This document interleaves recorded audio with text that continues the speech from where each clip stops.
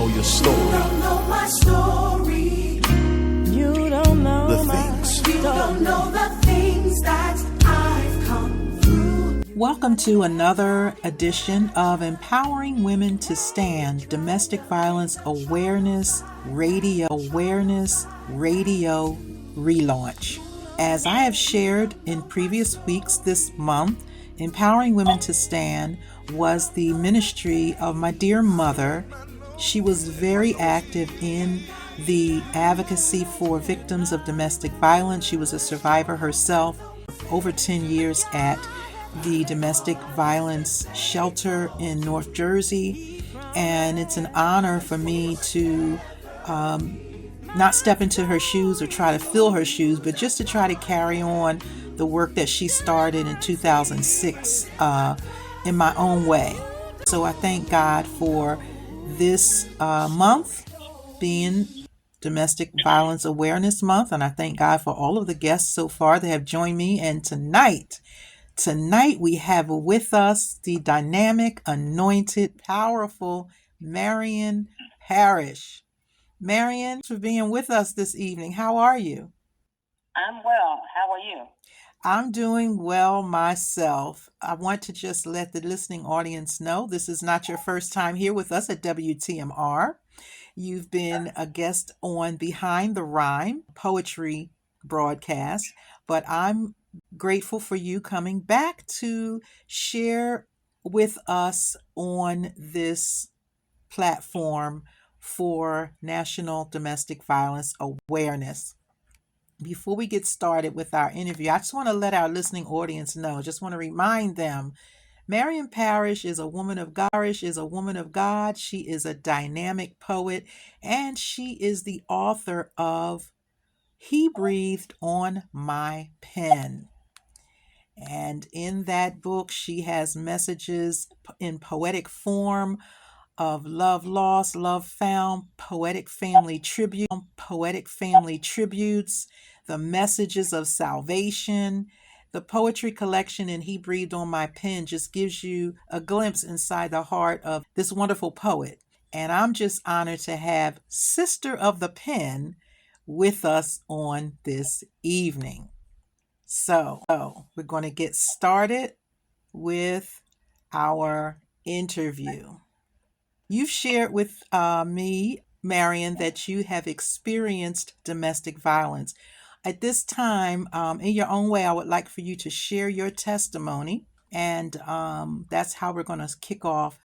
Share my testimony, how I survived or how I thrived. However you want to bring it to us, whatever you want to share, whatever's on your heart to share is fine with us. Well, I didn't really actually know I was in a domestic violence per se relationship until May 26th of 1980. I didn't know it was a son at that time, and his father swung at me, and I had to duck or swing this way, and I was 5.5 months pregnant because he wanted to go out, and I was pregnant. But anyway, he eventually went out, and he went out. I wasn't living with him. I was living next door. He lived right next door to me, but he was up in my house, and I was pregnant. But anyway, he eventually went out, and he went out. I wasn't living with him. I was living next door. He lived right next door to me, but he was up in my bedroom. And he went out, and that night I started having heavy bleeding and heavy pains and stuff, and not know that I was going to lose my child. He passed. He was stillborn, but I didn't know. But anyway, my father told the child's father that I had went to the hospital. He came up there. He had to bury the son. He did everything. I don't know what happened to it because I was so distraught. You come in the hospital, and you leave without a son or a child. But domestic violence cleared up again. But that time my mother said, you don't have to go back, come around here to come with me. So I moved in with my mother, and that's when the domestic violence really started then, because he kept coming at me, trying to get me to go back with him. He had people spying on me and stuff, because I was right around the corner. See, I hadn't moved away far enough to be out of his eyesight. Mm-hmm. And then one day when I was going to work, he followed behind me, and he came up with a knife, and he cut me on my left hand, because I had to put my hand up to my neck. He was going for my neck. I went to the hospital and got my neck. I went to the hospital and got stitches. I think I went to the police and reported, that. They told me they couldn't do nothing about it. This is 1980. They couldn't do nothing about it because it was a domestic violence relationship. And I didn't understand what domestic violence relationship was because I had never seen that in my life per se.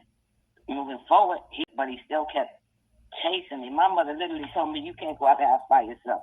So every time I went somewhere, I had people with me watching over this grown woman.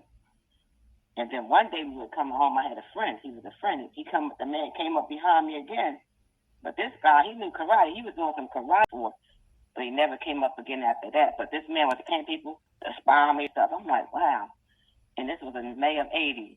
I don't know how long it was, but it was when I had another child, 83. So somewhere between 80 and 83 when I had a child by another person, he stopped because the last straw was when he came by. The last straw was when he came by. Me and my mom was coming from somewhere, might have come from work. He pulled a gun on me. Oh, my. My mom said, Marian, he got a gun. I said, I don't care. Shoot me then. I'm tired of this. I'm tired of this. And from that day on, he never bothered me again. But he lost interest in intimidating me. When he had a gun, I seen it. It didn't faze me none because I was sick and tired of being sick and tired. And that had to be in 82 somewhere. I'm saying. But for 2 years, it was constant. Very naive at that time, so I didn't understand the rationale. And that's what happened for 2 years. Yeah, he cut me up pretty good. He cut my mom, too.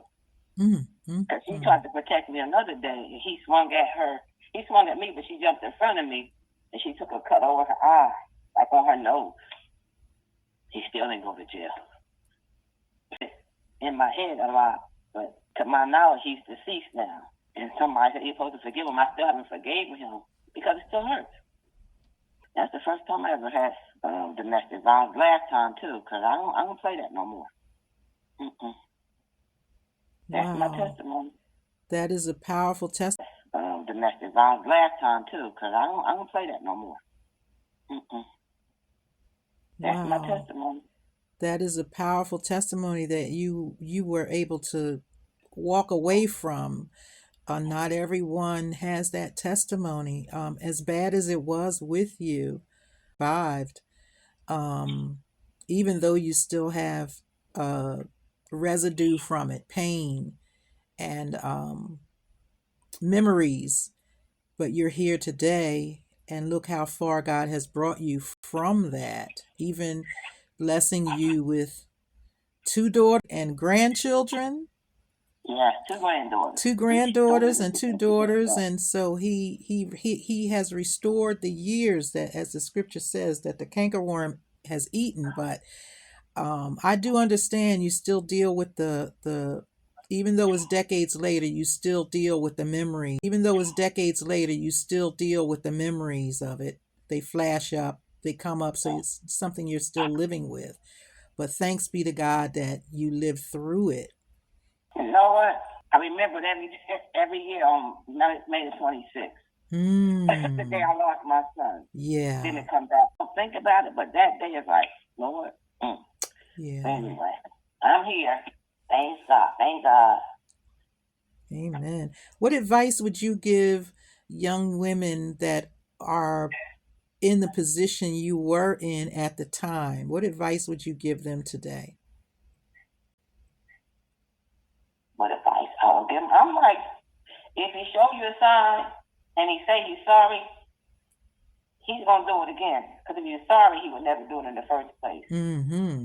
So if you watch and pay attention to the little things that they do, because they show their face, they stop to show and reveal it to you, so you don't be a victim.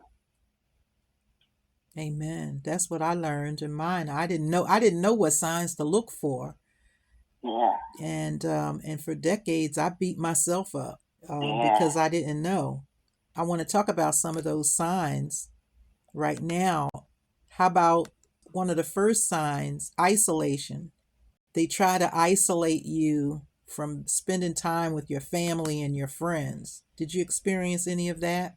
Let me think. I don't think I experienced that. You was trying to domesticate me to stay there so you could still treat me kind of way. No. And the woman that he moved in there with him, I've seen her several times. She's the one told me he's deceased. And then God had brought her back into my life again. And she started talking about this. And I said, okay, Lord, I need to hear what this woman got to say. So she was explaining a lot of stuff. I'm not trying to be afraid now, but if he was doing that to me, you know he's going to do that to you.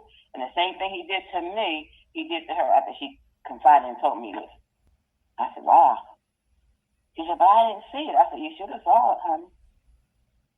Because if he do that to me, how you gonna marry? He really wanted me to marry him. You should have saw it, honey. Because if he do that to me, how you gonna marry? He really wanted me to marry him. He was a foreigner to stay in the States. Oh. So you found somebody else to marry him. Yeah, you found somebody else to marry him, become a United States citizen. And after that work, he said we don't got away about nothing. But she said he started treating her like this, but he want to do that. I said, that's narcissistic. I said, man, was crazy. She said he was crazy about you. I said, no, he was crazy. But I see it now. So if I see that in anybody, I try to warn these young girls. It ain't that I don't want you to be happy. They can ruin another person's life. Yeah. By being so overbearing and trying to control who you see and who you don't see, who you talk to, who you can't talk to. Paying everything so you could be indebted to them and stuff. That's what he mostly did. Because I wasn't working. He took care of the house and everything, so I was supposed to be indebted to him. But my mom said, go. I was like, I'm indebted to him. But my mom said, go. I was like, I'm coming, Mom. I ain't got to deal with this. I had nothing to connect me with him anymore. My child was gone. And it took a long time for me to understand that even though I missed my son, in the long run, it had been worse for me dealing with that kind of person, and worse for me dealing with that kind of person. You know what I'm saying? Yes. Because he would have been the child's father. And Lord have mercy. If he drove me crazy for 2 years, imagine how much he'd have done in the 18 years or 19 years this child would have been grown. You know what I'm saying? I hear you. Sometimes you look at it, oh my gosh, why that happened to me? But now I'm in that frame, but in a different frame. Lord, thank you.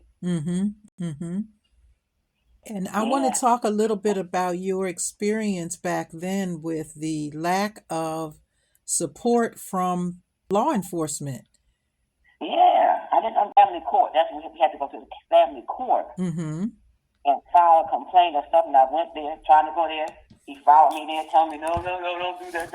It was horrible. We went to court a couple of times, but it wasn't for family court. He was lying on me, pressing charges against me, saying I was harassing him in front of a judge. I'm not going to give her name out, but she was an awesome judge. He got in front of this woman and told the judge he didn't understand no English. He didn't understand nothing. What? He needed a lawyer. Can he have more time?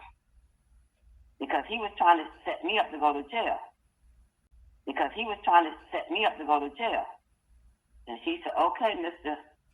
So-and-so, I'll give you a month to find you a lawyer to represent you. He said, thank you. I'm saying it right now. I looked at the judge. I was so overwhelmed with a whole bunch of stuff. So I had to go back again another month. The same judge we had the month previous, we had her again. They called him up to the, you know how they call him, stand up. And he said that, and he started talking. And she shut him up real quick. She said, Mr. So-and-so, I thought you said you can't speak English. You sound very well educated and speaking very well to me. And he tried to clean up. She threw the case out of court. He said, you lied that you could. Well, I know he could talk. He spoke very well. He might have not. He spoke a little broken English, but he spoke well enough for you to understand what he was talking about. She threw him out of court. So he was trying to set me up, saying I was bothering him and somebody at some store downtown. I was like, Lord have mercy. When is this ever going to stop? It's like every time you can find a reason. I don't know if he was trying to find a reason to see me or what. I don't know. And I remember one day I was going over to my mother's house. My mother lived at a certain point, and I was on the corner. I don't know if I seen somebody and I waved. He thought I was waving at him. I said, Lord, no, I ain't waving at this nut. I'm sorry. I called him a nut and kept on moving. But yeah, it's not. And I've seen domestic violence in not per se in my family, but I've seen it when I per se in my family, but I've seen it when I was a little kid, but I didn't understand what it was. I'll never forget it. Yep, it happens. It happens more often than we think, and it doesn't matter if it's what your race is, what your religion is, what every single part of society. And you mentioned that your experience took place in the 80s, the mid 80s, was it? 1980, yeah, from 1980 to at least 82. Well, Yeah. I was just in preparation for this month, I was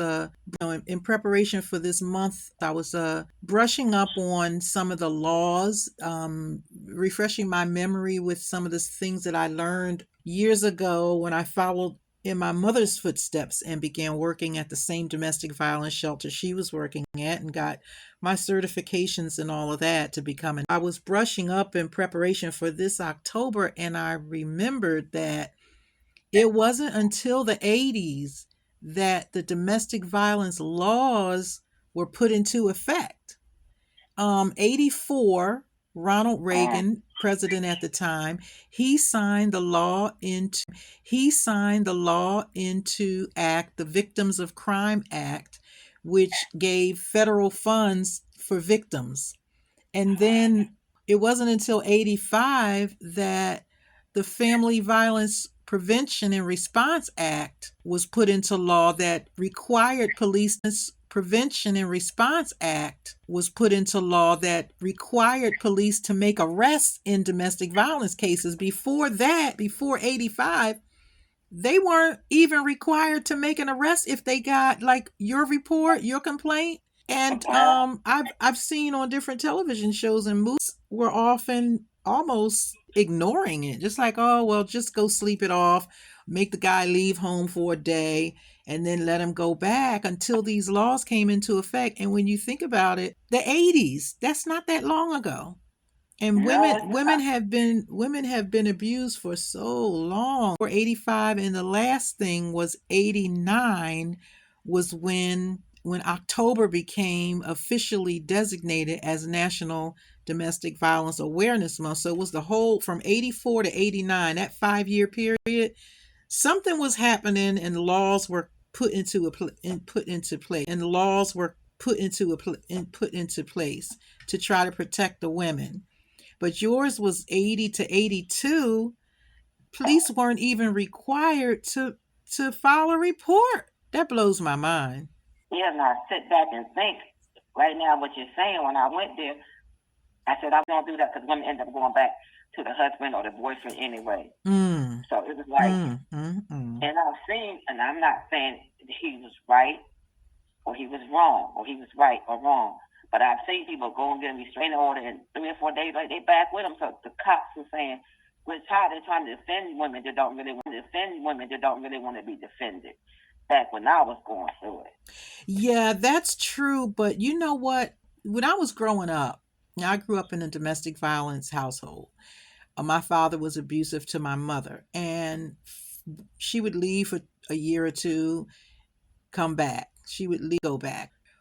But not until I got older and really was trained and got my training and my counseling did I understand the psyche of a woman when she is being abused. Some women, especially in the church, they tell you to stay and pray. Especially in the church, they tell you to stay and pray. They tell you this is your cross, you got to bear it. Sometimes women feel like they can't support themselves and children by themselves. So the father in the home is better than a father out of the home, even if it's this kind of father. So it's a lot that goes into the mentality. But that's no excuse not to give her a restraining order. TRO, they call it, a temporary restraining order.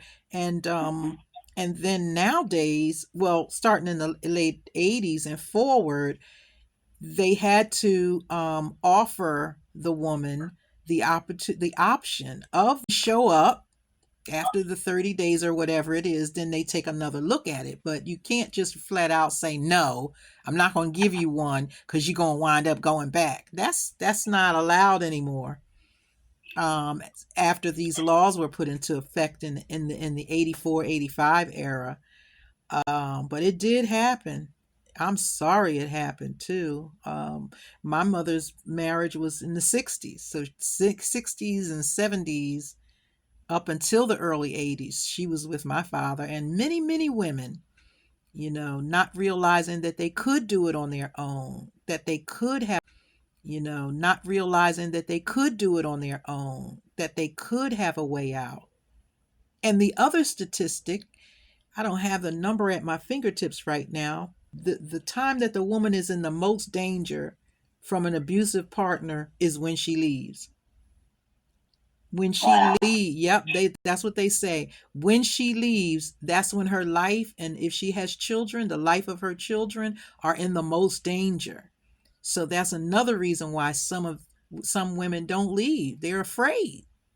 Mm-hmm. They're afraid to stay, but they're more afraid to leave.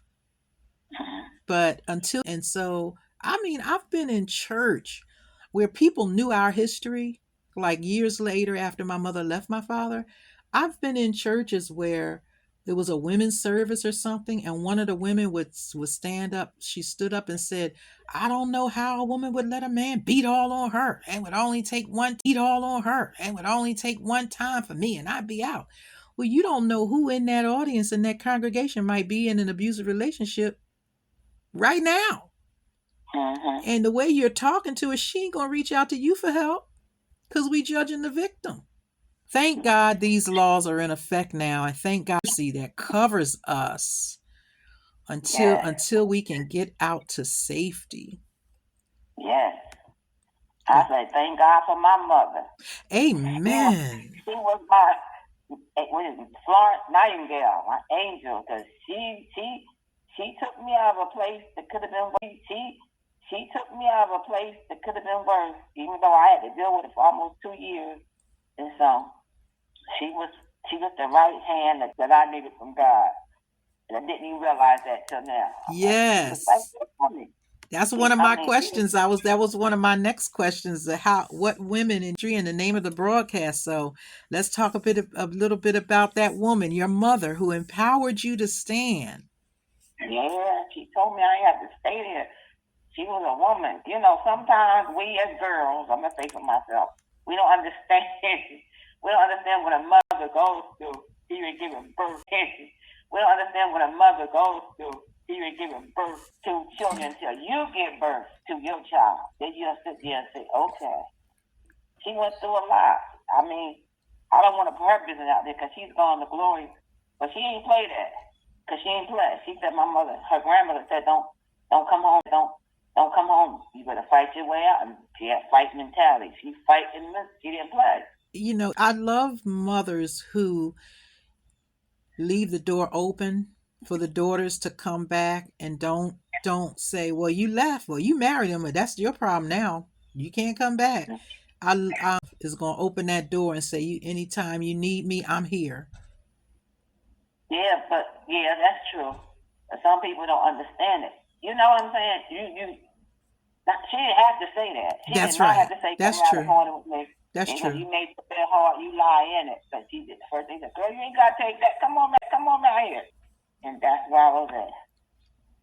Mothers do a lot for their children, even though kids don't get along with their parents sometimes, but they don't see eye to eye. Mm-hmm. But that right there proves she had my back. She had your back. She had your back, and she empowered you to stand. That is the truth. And I try to stop looking at me like saying I'm trying to help you not make the same mistake I made. I put mine out there. Some people don't put theirs out there, and they watch this. Relative or somebody walking to the same thing. You see what you see is. Mm-hmm. You see that little thing how they doing, and you gonna sit there and let the child take it? No, they ain't got to sit there. No, not now. But if you don't admit you having a problem, and how people gonna look at you side ass? A lot of people don't admit they getting beat up at home. They sit there and they take this, they take that, and it's a shame. And we got a lot of men that get abused too, but they don't admit it. That's true. The statistics. They don't admit it. That's true. The statistics are, I think it's 1 in every 7 men, 1 in every 4 women. That's the most recent statistics I could put my finger on. But Yeah, there are men who are abused, and with one of the number one themes for the domestic violence agencies is breaking the silence. You want to talk about a man opening his mouth to admit that he's being abused? And not gonna. Hey, we have set up, a man is not supposed to cry. A man is not supposed to admit a weakness. A man is not supposed. No, but a man is not supposed to be abused any more than a woman is supposed to be abused. Absolutely right. It's not only wrong, it's against the law. Yes. So they should report as much as women should report. And nowadays, things are better as far as the laws being in place. And nowadays, every police department, part of their training is that domestic violence. Part of their training is that domestic violence training. And knowing when you go out to that site and you see those injuries on that woman, first of all, that man is arrested right away. And because of the shelters that are around, that woman is then counseled and around that woman is then counseled and asked, do you want to leave? We have resources available. We have free legal aid available. We have shelters. We have outreach centers. There's so many resources now for women and their children if the women have children. It's just a matter of looking for the help online, asking for the help, and those of us that know where the help is, letting people know. For instance, there's a national, anybody listening right now, if you are in or if you know someone who is in an abusive relationship, the number nationwide, it's 1-800-799-SAFE, SAFE, 1-800-799-7233. If you're listening, you can call that number right now. Free and confidential help. Resources are available. You could even text. You don't have to call. You can text Love Is to 77054. And there's somebody on the other end of that text message that will let you know what free resources are available for you. Before we go, did you have anything else you want to share with us today, Marian? I was just thinking about when I went to this domestic violence seminar years ago, 2017, 2018, somewhere in that area. Mm-hmm. And this young man, he jumped up and said that he was experiencing domestic violence also. And that's when I was aware that men misabuse just as well as women. Mm-hmm. And it was a seminar or something, and the women said it took a lot for you to come and sit here and admit that. And I think they took him aside and got him some help. And I was so thankful that he opened up and said that he needed help too. Yeah. That took a lot for him to do that, especially in a room full of women. Yeah, he was the only man there sitting in the audience. They were men, helper, but I was like, wow. And it shifted my mindset that not only do women be in domestic violence, but men being in domestic violence also. Because I never seen that. All I seen was the women. You know what I'm saying? Mm-hmm. In my mind, that's all I seen is women getting beat. But when he opened up his mouth, I had another highway to go down. I said, oh, some men and women are part of being abused and being an abuser. So it's not it's all women getting abused. No, it goes both hand in hand. That's it. Yep, it goes both ways. Well, thank you once again for being with us here at WTMR, where the Master reigns, 800 AM. And thank you for a radio relaunch of my mother's ministry, Empowering Women to Stand. I appreciate your being brave to share your story, your testimony. Thank you. That's all I can say is thank you. And I want to remind the listeners that, as I said at the opening of this, thank you. And I want to remind the listeners that, as I said at the opening of this interview, Marian Parrish is a dynamic woman of God. She's an anointed poet, and she's also an author. Her book, He Breathed on My Pen, is available on Amazon.com. She has a web. You want to find out more about her, sisterofthepen.com. Want to thank her one last time for being with us on today. Tune in to Empowering Women to Stand next Wednesday night at 8 p.m. And thank you so much for tuning in. Empowering Women to Stand. I'm Pat Middleton. As always, be blessed, be encouraged, and believe. This is my time.